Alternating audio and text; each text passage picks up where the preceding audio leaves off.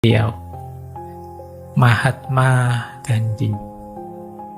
Kelahiran 1869, nanti beliau meninggal 1948. Tokoh spiritual, filosof, figur paling penting dalam berdirinya negara India saat ini.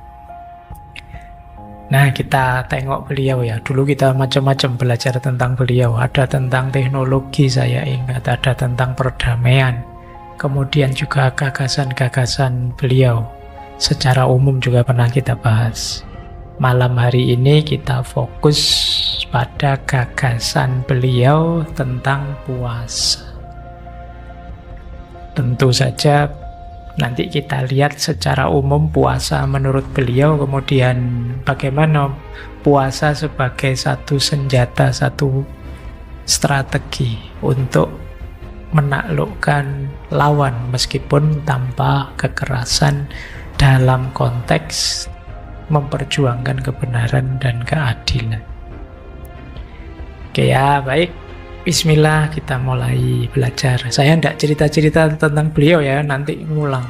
Waktunya juga biar tidak banyak habis, kita agak telat karena isyaknya agak belakangan. Ya tetap meskipun kalian tidak usah gelisah, selesainya tetap sama nanti.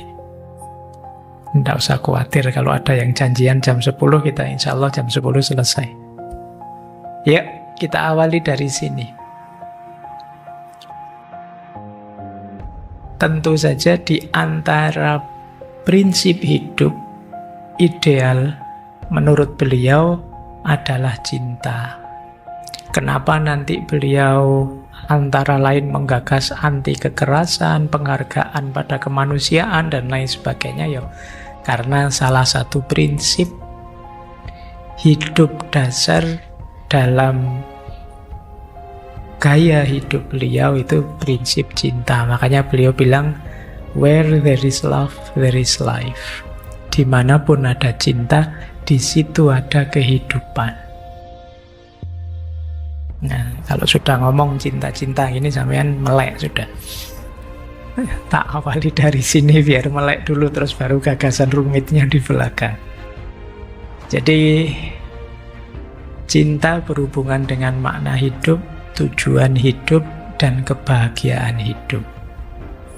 Dulu kita pernah belajar tentang cinta, bagaimana puncak idealnya makna hidup itu ya dicinta.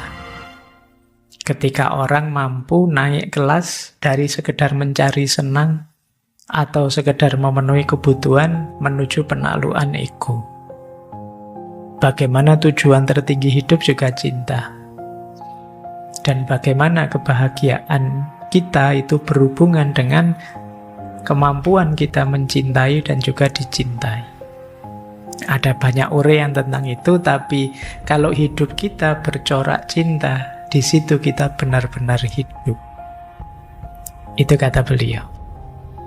Makanya, eman-emanlah hidupmu, jangan dihabiskan untuk membenci. Jangan dihabiskan apalagi untuk mendengki, tidak suka orang lain.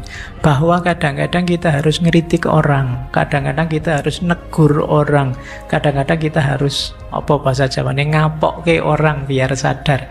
Tidak masalah, tapi dasarnya cinta. Karena aku cinta padamu, aku tegur karena engkau salah. Karena aku sayang padamu, tak kritik, biar kamu jadi lebih baik. Jadi bukan berarti kalau sudah mencintai itu terus permisif saja. Pokoknya kamu apa saja boleh lah. Tidak begitu, justru menunjukkan kamu tidak cinta. Kamu tidak peduli pada dia. Kalau engkau memang benar mencintai, ya harus peduli. Seperti orang tuamu pada kalian itu kan begitu ya. Kadang-kadang dijewer, kadang-kadang dimarahi, kadang-kadang dihukum kecil-kecilan. Itu biar kalian jadi lebih baik. Nah, itu yang dilakukan orang yang mencintai. Karena dalam cinta kita menemukan hidup yang sebenarnya. Termasuk Gandhi. Beliau anti kekerasan, tapi tidak diam saja kalau ada ketidakadilan.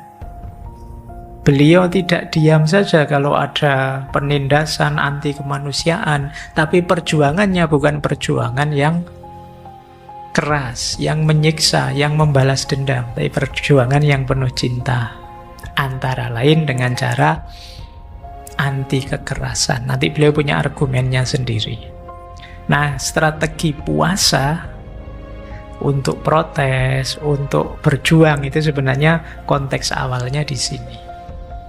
Hidup yang dilandasi oleh cinta.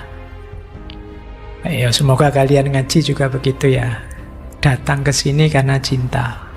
Bukan pada saya, buat apa? Saya sudah laku. Cinta pada ilmunya. Jadi semoga basisnya adalah kalian cinta ilmu, cinta belajar. Baik, ini basis pertama. Basis kedua,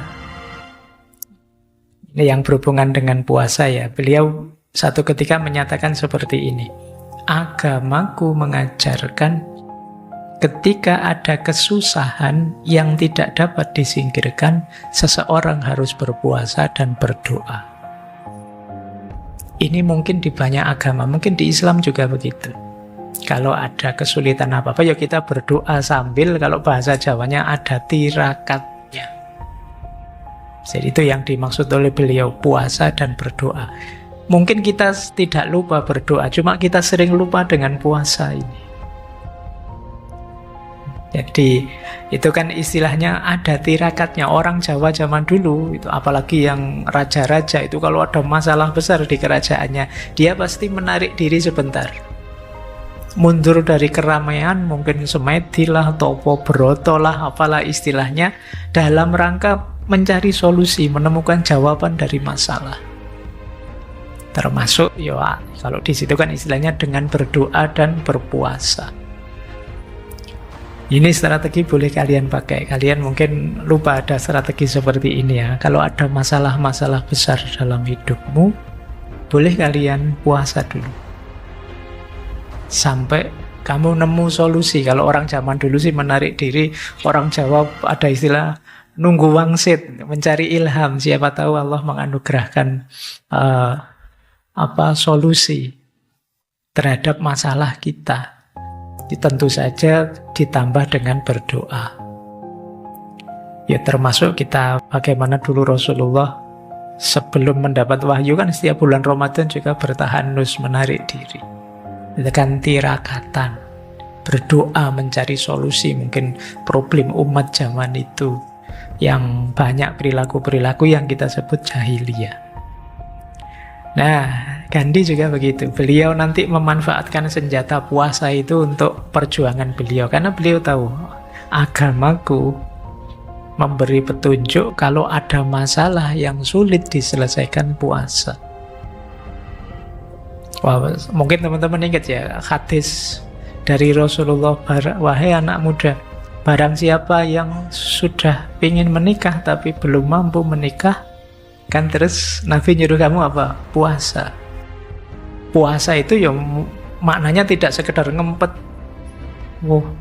Kalian kan mungkin memaknainya dengan puasa, Pak. Mungkin saya jadi nafsu saya tertahan. Cuma kan kalau lihat kamu kan saya juga tidak jamin meskipun puasa ya nafsumu masih meledak-ledak. Maksudnya puasa itu mungkin antara lain tirakat lah. Berdoa pada Allah, nyari solusi. Ya Allah, saya itu sudah pengen banget tapi kok tidak mampu-mampu, tidak dapat-dapat kan itu. Antara lain itu mungkin maknanya disuruh puasa itu. Jadi karena kalau ada masalah puasalah, tirakatlah kalau bahasanya orang dulu. Jangan seneng-seneng terus, jangan nyari enak terus. Ada kalanya kita harus ada tirakatnya. Tirakat itu mungkin dari bahasa Arab taroka, tarkun, meninggalkan. Ada yang kamu tinggalkan sedikit sebentar demi meraih sesuatu yang jauh lebih besar. Itu yang dilakukan juga oleh Mahatma Gandhi. Kalau ada problem nasional besar, beliau puasa. Yang itu kemudian mungkin meningkatkan spiritual sekaligus menggentarkan orang-orang yang sedang beliau tuju. Ya, baik. Makanya dulu zaman saya masih mahasiswa itu kadang-kadang kalau sedang gegeran sama siapa atau perlu sama siapa kok ndak beres-beres, awas nih, tak posoni loh. Itu ngeri kalau sudah dipuasai itu. Bisa takluk kamu. Kita lanjutkan ya. Jadi ini basis kedua, bahwa memang puasa itu bagian dari agama. Di banyak agama, makanya ayat puasa itu kan kama kutiba alal ladzina min qablikum, sebagaimana juga umat-umat terdahulu juga puasa. Jadi kalian tidak usah sambat, tidak usah wah kok agama itu dulu juga orang puasa, karena ternyata memang manfaatnya besar. Nabi Adam bahkan ada di beberapa riwayat itu beliau puasa. Kalau Nabi Adam itu puasanya Ayyamul Bid 13, 14, 15. Nanti Nabi Nuh puasa waktu banjir besar di atas kapal, itu beliau puasa meminta banjir segera reda sekaligus bersyukur selamat dari banjir. Nabi Musa 40 hari di Gunung Sinai puasa. Jadi nabi-nabi hampir semua puasa. Nabi Isa juga konon ada puasa 40 hari juga beliau. Kita dapat puasa bulan Ramadan. Nabi Daud puasanya 1 hari puasa, 1 hari tidak. Untung kita umatnya Nabi Muhammad. Kalau kamu umatnya Nabi Daud, sehari puasa, sehari tidak. Alhamdulillah bisa penghematan otomatis itu. Tidak perlu harus dibatasi macam-macam. Wow, itu. Sekarang kan eranya penghematan. Baik, ayolah. Itu bisa jadi strategi. Ayo puasa yuk bareng-bareng yuk. Siapa tahu kita jadi sakti semua setelah puasa ya. Baik, kita lanjutkan. Oke, ini saya ambil dari beberapa tulisannya beliau ya. Ini sebelum puasa sebagai aktivisme.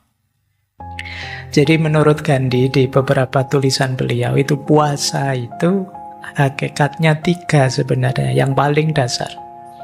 Yang pertama memurnikan atau menyucikan tubuh, yang kedua menyucikan pikiran, dan yang ketiga menyucikan jiwa. Ini kalau bahasanya Imam Ghazali terus ada awam, khawas, khawasul khawas. Jadi menyucikan tubuh itu puasa itu mungkin semacam aktivitas detox. Jadi membuang racun-racun, mengistirahatkan tubuh kita. Jadi ketika kita ngambil jeda untuk tidak makan, tidak minum, tubuh kita punya kesempatan untuk memulihkan diri, menyembuhkan kalau ada yang mungkin tidak beres.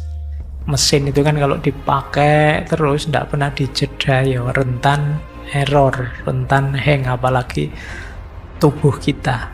Nah, puasa semacam detoxnya. Jadi pembersihan dari racun-racun, menyeimbangkan kembali tubuh kita. Ini yang pertama secara fisikal.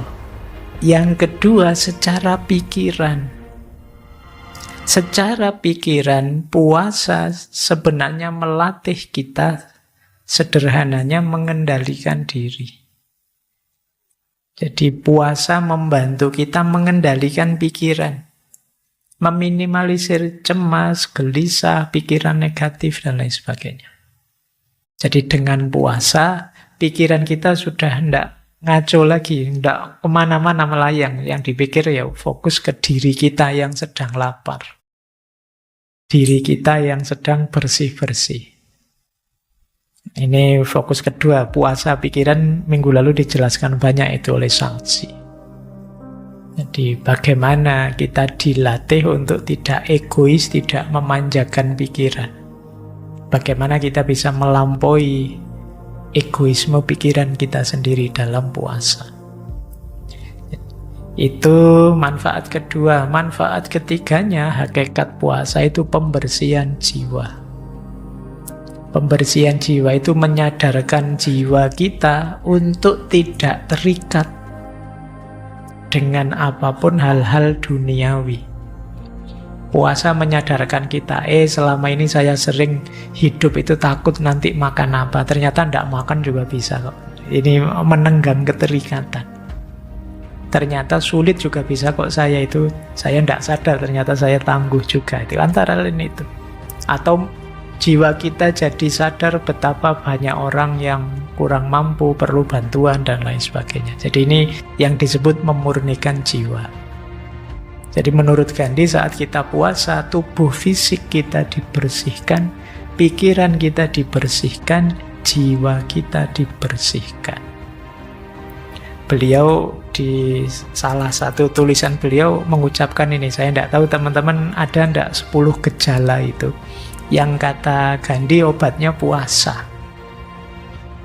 Jadi kata beliau begini, dari pengalaman saya dan pengalaman rekan-rekan saya katakan tanpa ragu, ini pengalaman ya dasarnya, jangan dibantah Pak, di ilmu kedokteran itu ya monggo. Ini pengalaman beliau sama teman-temannya. Jadi kata beliau, puasalah pertama jika Anda sembelit. Kayak paham ya sembelit apa? Jangan-jangan kalian ilmunya kelas tinggi, sembelit tidak tahu. Kalau kamu sudah sembelit, perutmu tidak nyaman sekali, sudah berhari-hari, coba puasa. Jangan-jangan itu karena terlalu penuh sampai sesak di dalam, tidak bisa keluar. Bikin space biar longgar. Yang kedua, jika Anda anemia, lemas, kurang darah. Yang ketiga, jika Anda demam, ngereges. Nah itu aneh ya. Tapi beliau ngalami sendiri kok. Jadi itu pengalaman beliau dan rekan-rekannya. Kalau demam, coba puasa. Yang keempat, kalau mengalami gangguan pencernaan. Kalau ini mungkin karena perutnya terlalu banyak diisi, akhirnya ada gangguan pencernaan. Yang kelima, jika sakit kepala, pusing. Yang keenam, rematik. Yang ketujuh, asam urat. Yang kedelapan, kalau ini mungkin sudah mulai mental ini, jika Anda gelisah dan marah. Paling tidak kalau marah itu kalian puasa, paling tidak kan tidak kuat ngomong keras-keras, tidak kuat ngamuk-ngamuk, wong lemes lagi puasa. Kemudian jika Anda depresi atau terlalu gembira sampai hilang kontrol, puasa. Kata beliau, dan Anda akan terhindar dari resep dokter dan obat paten. Ya, ini tips dari beliau. Ini kalau orang Jawa menyebutnya ilmu titen. Ilmu titen itu dasarnya pengalaman. Kalau yang kedokteran mungkin eksperimen, pengujian, ini pengalaman saja, ya siapa tahu cocok. Kalau beliau dan teman-temannya cocok. Ya mungkin situasi tertentu, teman-teman yang punya penyakit tertentu ya tidak bisa universal menggunakan petunjuknya Gandhi ini. Tapi kalau beliau cocok. Ilmu titen itu kan kadang-kadang tidak ada di buku-buku. Kayak kalian bilang kalau di Jawa itu, wah ini hawannya kok agak sumuk gini ya, mungkin mau hujan. Itu kalian cari di buku fisika manapun, tidak ada ciri-ciri mau hujan itu sumuk. Ya, cuma memang gejalanya kita sering alami itu. Kalau sudah sumuk seperti level apa gitu, kemungkinan mau hujan. Ini yang orang Jawa ilmu titen. Baik, oke ya. Ini salah satu ilustrasi saja bagaimana puasa itu sesuatu yang penting untuk diri kita. Kalau ini rumus pertama tadi untuk fisik dan mental. Sebelum berjuang, kita lanjutkan. Terus beliau bilang begini, bagi beliau puasa itu adalah bagian dari keberadaan saya. Seperti mata. Oke ya, ini kalimat ini harus hati-hati membacanya. Saya bisa hidup tanpa mata misalnya, sebagaimana saya bisa hidup tanpa puasa.